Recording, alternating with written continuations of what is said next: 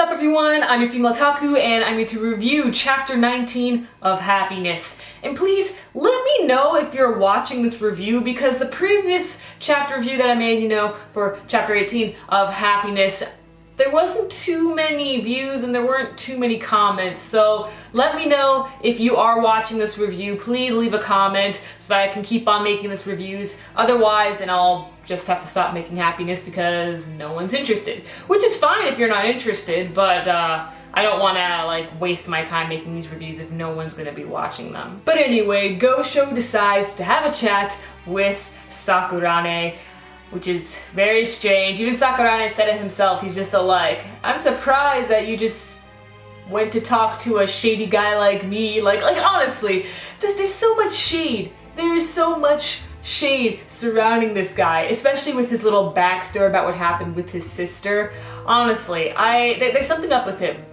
I do not trust this guy at all. Maybe it's because of his look. I mean, come on. He claims he's 25. Does he look like a 25-year-old to you? I don't think so. But anyway, Sakurane believes in vampires, and that's because when he was 9 years old, he saw his little sister get bit by a vampire, and then she started having these signs, these symptoms, like she was extremely thirsty, she stayed in the dark, and then one day she just couldn't take it anymore. She jumped out the window and died. She got hit by a car, I think it was, but anyway, she got in an accident after she jumped out of the window. So she never turned into a vampire, but she was getting there, she was at the halfway point.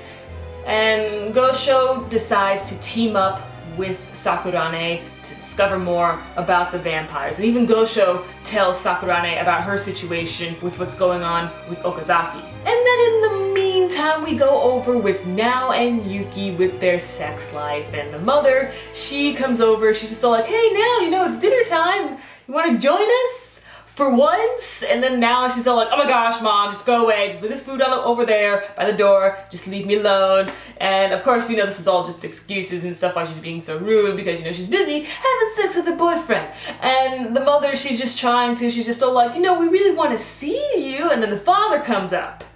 Father's not very happy.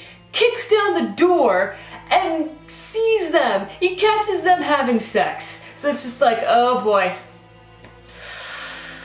Oh, wow.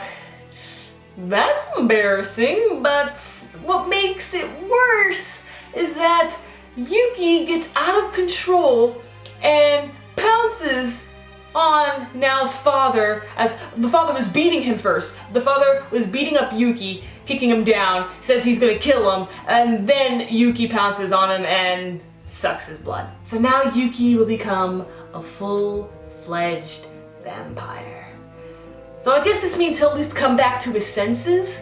I don't know if he'll want to stay with Nao anymore. Maybe Nao's most likely gonna run away. There's no way she's gonna stay in that house after that whole debacle. So she's probably gonna run away, probably gonna ask Yuki to run away with her, but Yuki's most likely not gonna stay around with her in fear that he might suck her blood. Quite the cliffhanger we got this time, and I'm really happy that we got a little more of a lengthy chapter because the chapters for Happiness are just so short for a monthly manga. It's not really fair, so I'm glad that we got a little more out of this chapter. So I'm really happy that we got a cliffhanger ending because it makes me excited for the next chapter. Let me know your thoughts on this chapter of Happiness, and again, please leave a comment if you are watching this review because I do like reviewing Happiness, but if no one else likes these reviews, then you know what?